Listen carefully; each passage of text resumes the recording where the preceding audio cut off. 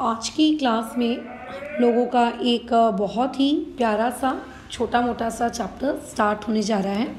ठीक है, that is basically genetics.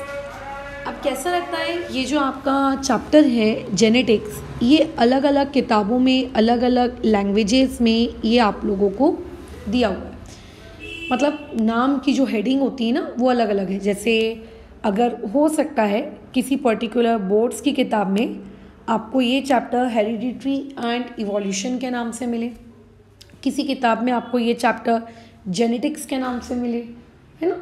But the core concept जो इस पर्टिकुलर चैप्टर का रहेगा वो नहीं बदलेगा, वो फिक्स रहेगा। तो आखिर ये जो टॉपिक है जेनेटिक्स, इसका कोर कंसेप्ट है क्या, किस तरीके से हम लोगों को इस पर्टिकुलर चैप्टर में आगे बढ़ना है और क्या बढ़ना है, ये सारी चीज़ें हमको अभी कवर करनी है।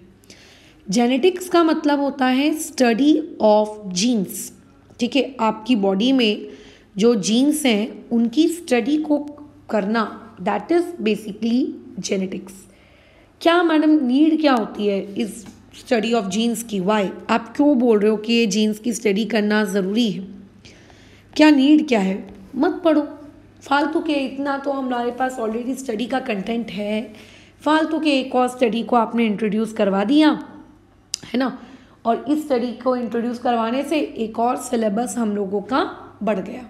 सो व्हाट इज़ द नीड या what was the need to introduce this new study? क्या नीड थी इसकी? तो देखो होता कैसा है, अगर आपको अपने बॉडी के अंदर अलग अलग प्रोसेसेस को जानना है कि आपकी बॉडी के अंदर सेल डिवीज़न किस तरीके से होता है, या फिर जब पेरेंट्स के बीच में फिज़िकल कांटेक्ट होता है तो उससे बेबी का सेल किस तरीके से बनता है, किस तरीके से मदर या फादर के कैरेक्टरिस्टिक्स आप लोगों के बेबी के अंदर आते हैं। ठीक है, अगर मान लेते हैं हम लोगों को कहीं से कट पिट जाता है और अगर कट बहुत ज़्यादा नहीं है तो हमारी वो जो पर्टिकुलर जगह है उसके ऊपर एक न्यू स्किन आ जाती है ना। अच्छा, लेकिन कई बार अगर हमारे कुछ ऑर्गन्स कट गए तो नए ऑर्गन्स नहीं आते वापस से। ऐसा कई जगह वापस हो रहा है, कई जगह वापस नहीं हो रहा है। इन सारी चीज़ों को पढ़ना एक्चुअली जेनेटिक सब्जेक्ट में ज़रूरी है, क्योंकि अगर आप इस पर्टिकुलर चीज़ को पढ़ पाओगे, आप इस पर्टिकुलर चीज़ को समझ पाओगे, तो आपको अपने बॉडी के अंदर जो अलग अलग चीज़ें होती हैं उनके बारे में आपको डिटेल आइडिया मिलेगा। इससे फ़ायदा ये रहेगा कि आपको पता रहेगा कि इस पर्टिकुलर चीज़ का काम करने का तरीका ऐसा है, ये इस तरीके से काम करती है। तो मान के चलते हैं, लेट्स से अगर किसी रीजंस की वजह से अगर आपकी बॉडी में प्रॉपर तरीके से काम नहीं हो पा रहा है उस पर्टिकुलर ऑर्गन से या उस पर्टिकुलर टिश्यू से, तो आप क्या करोगे? आप एक आर्टिफिशियल ऑप्शन डेवलप करने की कोशिश करोगे कि हाँ करके ठीक है, इस पर्टिकुलर चीज़ को इस तरीके से करते हैं, ऐसा आर्टिफिशियली करवाते हैं क्योंकि बॉडी में ऐसा एक्चुअली होता था। तो आप आर्टिफिशियल चीज़ डिज़ाइन कैसे कर पाओगे? ऐसे ही डिज़ाइन कर पाओगे ना जब आपको अपनी बॉडी के अंदर उसका बेसिक फंक्शन आपको पता होगा कि वो कैसे काम कर रहा है, क्या उसकी प्रोसेस है। कई बीमारियां ऐसी होती हैं जो पेरेंट्स से बच्चों को, या फिर मान लेते दादा दादी, नाना नानी, उनसे होते हुए बच्चों तक ट्रैवल होते हुए आती है। तो ऐसी बीमारी अगर बच्चों तक ट्रैवल होकर आ रही है तो उसके आने के कितने चांसेस हैं? मान लेते किसी के खानदान में बहुत करोड़ों सालों पहले किसी एक पर्टिकुलर पूर्वज को, उनके एंसेस्टर्स को उनकी बीमारी थी, तो आज इतने सालों बाद वही सेम बीमारी आपको होगी, इस बात के कितने चांसेस हैं? ये काउंट करने में ये हमारी हेल्प करती है। और अगर प्रोबेबिलिटी है भी तो उससे हम लोग किस तरीके से बच सकते हैं या फिर उसके नहीं बच पाएंगे, या फिर जो भी ये सारी डिस्कशंस ये आप तभी कर पाओगे जब आपको इस जेनेटिक्स, ठीक है, जब आपको इस जेनेटिक्स का क्या होगा, आइडिया होगा। तो इसीलिए ये पर्टिकुलर जेनेटिक्स यानी कि मैं कहूँ जीन्स की स्टडी करना बहुत ही ज़्यादा ज़रूरी है। ठीक है, जीन्स की स्टडी करना आप लोगों के लिए बहुत ज़्यादा ज़रूरी है। अच्छा, ठीक है। तो ये जो जीन्स होते हैं, ये जो आपका टर्म है जीन्स, ये बेसिकली पहनने वाली जीन्स नहीं है, ये आप लोगों के बायोलॉजी की दुनिया में ये बेसिक यूनिट होती है इस चीज़ की, हेरिडिटी की। अरे ये जो वर्ड है बेसिक यूनिट, ये तो हमको समझ में आ गया कि अच्छा मैडम बेसिक यूनिट का मतलब ये होता है फंडामेंटल यूनिट, बट आपने यहाँ पे नया शब्द इंट्रोड्यूस कर दिया हेरिडिटी। ये हेरिडिटी क्या है? तो आज का हमारा जो टॉपिक है वो यही है, आप लोगों के इस चैप्टर में दो बहुत ही इम्पॉर्टेंट शब्द आने वाले हैं, उन दो इम्पॉर्टेंट शब्दों का मीनिंग समझना। द पहला शब्द इज हेरिडिटी, इसका मीनिंग समझना, एंड द सेकेंड शब्द इज इनहेरिटेंस, इसका मीनिंग समझना। ये दो ऐसे शब्द हैं जिनका मीनिंग हम लोगों को समझना है कि आखिर हेरिडिटी का मतलब क्या होता है ना, और आखिर इनहेरिटेंस का मतलब क्या होता है। तो इन शब्दों को समझने के लिए ये बात हमको पता होनी चाहिए कि जब भी किसी भी पेरेंट से ऑफस्प्रिंग प्रोड्यूस होते हैं, ऑफस्प्रिंग का मतलब होता है बेबीज़। अब ऑफस्प्रिंग प्रोड्यूस कैसे होंगे? हो सकता है सेक्सुअली हो सकता है असेक्सुअल मोड ऑफ रिप्रोडक्शन से हो। अभी आपका वो कंसर्न नहीं होना चाहिए कि मैम वो सेक्सुअल से हो रहे हैं कि असेक्सुअल से हो रहे हैं। अगर किसी पेरेंट से ऑफस्प्रिंग प्रोड्यूस हुआ है, चाहे वो एनिमल का ऑफस्प्रिंग हो, चाहे ह्यूमंस का हो या चाहे प्लांट्स का हो, अगर ऑफस्प्रिंग प्रोड्यूस हुआ है तो ऐसे केस में उस ऑफस्प्रिंग के पास अगर आप ऑब्जर्व करोगे तो आप ये देखोगे कि आपके ऑफस्प्रिंग में कुछ सिमिलैरिटीज़ हैं, जो सिमिलैरिटीज़ किसके जैसी हैं? आप लोगों के पेरेंट्स की जैसी। मतलब बच्चे के अंदर आपको कुछ ना कुछ कैरेक्टरिस्टिक्स, हो सकता है आँखों का रंग, हो सकता है बालों का कलर, हो सकता है हाइट, हो सकता है वेट, हो सकता है बॉडी कलर, है ना, एनीथिंग, कोई भी ऐसी चीज़ जो आप ऑब्जर्व करेंगे और आपको ये पता चलेगा कि अच्छा ये कैरेक्टरिस्टिक तो भाई तुम्हारे पेरेंट्स के पास भी था, या फिर हो सकता है ग्रैंड पेरेंट्स के पास, या फिर रिलेशनशिप में, क्लोज रिलेशनशिप में किसी और के पास भी है। ठीक है, तो जब किसी पेरेंट या फिर क्लोज रिलेशनशिप वाले लोगों के साथ एक ऑफस्प्रिंग का कैरेक्टरिस्टिक प्रॉपर्टीज़ या कोई सिमिलैरिटीज़ हम लोगों को देखने को मिलती हैं, तो एक्चुअल में हम क्या कहते हैं अपने कि अच्छा ये तो अपने पापा पे गया है, ये तो अपनी मम्मी पे गया है, अरे ये तो अपने चाचा जी जैसा दिखता है, अरे देखो ये तो अपनी नानी के जैसा दिखता है, राइट। तो एक्चुअल में जब ये पेरेंट से ऑफस्प्रिंग ये जो हुआ, इस पर्टिकुलर प्रोसेस में हम ये कह सकते हैं कि जब पेरेंट्स से ऑफस्प्रिंग बन रहा था, जब पेरेंट्स के सेक्सल्स के थ्रू ऑफस्प्रिंग बन रहा था, तो उस दौरान पेरेंट्स के कुछ कैरेक्टर्स क्या हो गए, आप लोगों के ट्रांसफ़र हो गए किसके अंदर? ऑफस्प्रिंग के अंदर। कुछ कैरेक्टरिस्टिक्स क्या हो गए? पेरेंट्स के ट्रांसफ़र हो गए किसके अंदर? बच्चे के अंदर।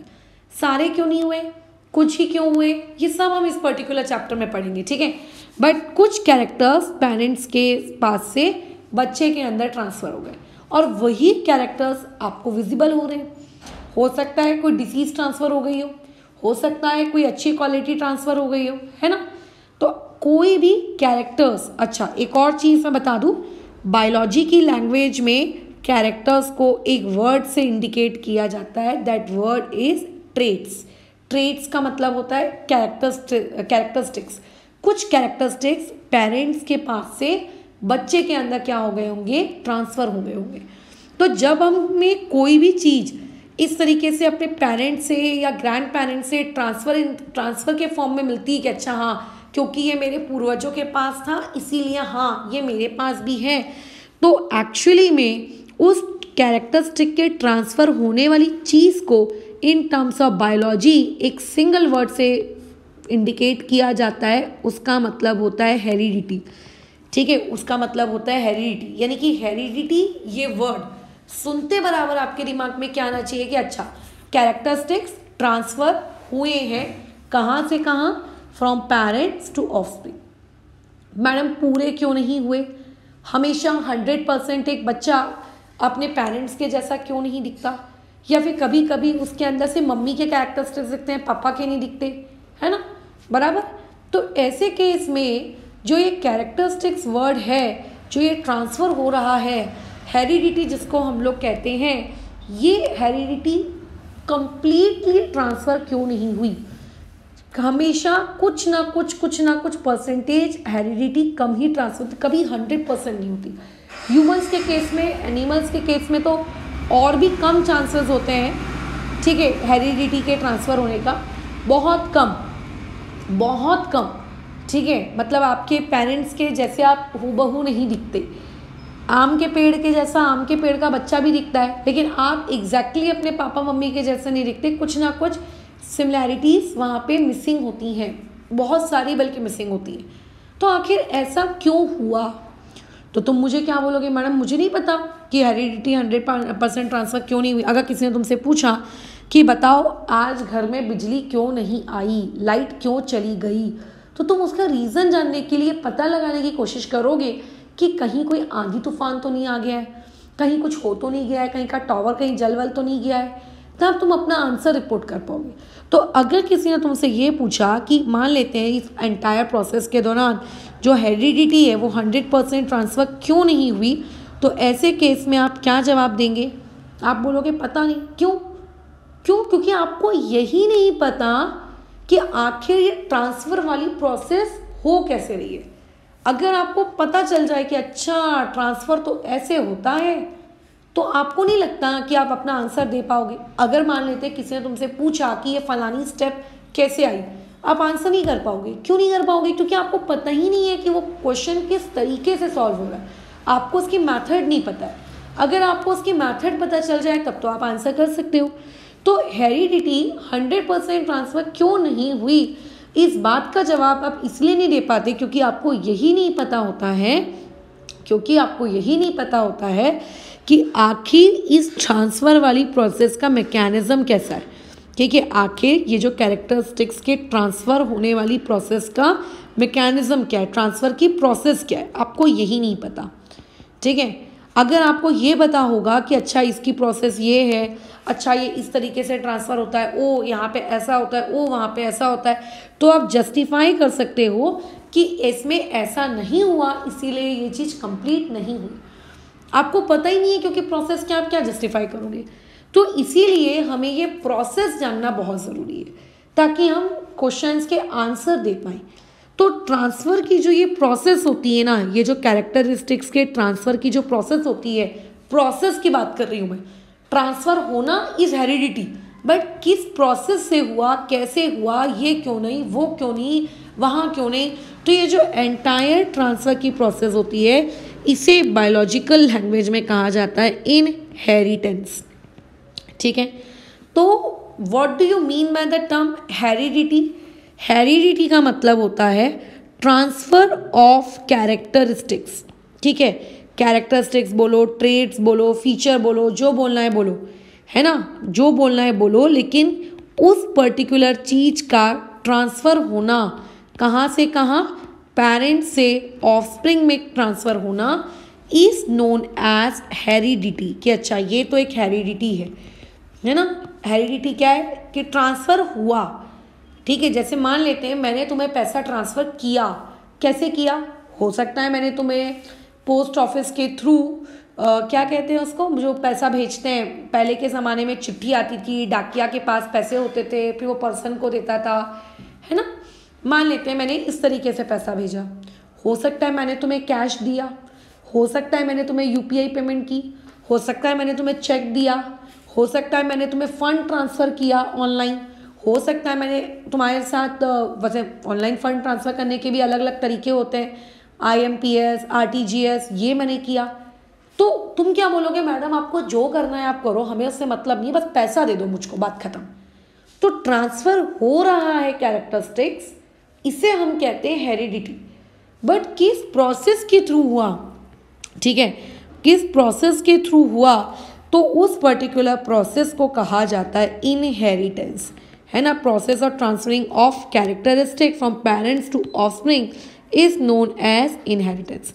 आप चेक पेमेंट करो, आप कैश पेमेंट करो, मुझे नहीं पता कि आप क्या प्रोसेस कर रहे हो, बट मुझको पैसा ट्रांसफ़र करो तुरंत, है ना। तो उस प्रोसेस को हम लोग कहते हैं इनहेरिटेंस। एंड उसके ट्रांसफ़र होने वाली चीज़ को कहते हैं हेरिडिटी। मतलब अगर तुमने किसी भी शब्द के आगे हेरिडिटी लगा दिया तो इससे ये समझ में आ जाता है कि अच्छा ये चीज़ तो तुझको अपने पूर्वजों से मिली है, तुझे तो अपने पेरेंट्स से मिली है। हो सकता है वो कोई हेरिडिटरी डिसीज़ हो सकता है कोई अच्छी क्वालिटी हो, है ना, डिपेंड कि आपको मिला क्या है। तो heredity means you got something from your parents and inheritance means how do you got something from your parents. ठीक है, तो ये एक छोटा सा डिफरेंस था इस पर्टिकुलर चैप्टर में हेरिडिटी एंड इनहेरिटेंस के बीच। अब आपकी बायोलॉजी की दुनिया में ये जो जेनेटिक्स की पढ़ाई है, इनके फादर होते हैं ग्रेगोर मेंडल। अब हमको इनके बारे में पढ़ना है, इन्होंने किस तरीके से इस सब्जेक्ट को दुनिया के सामने लाया, क्या उनके नियम है, क्या उनके कायदे हैं, ये सब पढ़ना है। बट फिलहाल ये छोटे से डिस्कशन को हम लोग यहाँ रोकते हैं, जिसमें हमने इनहेरिटेंस और हेरिडिटी इन दो टॉपिक्स के बारे में बातचीत की। इसके आगे की क्लास में टॉपिक्स के साथ आगे कंटिन्यू करेंगे।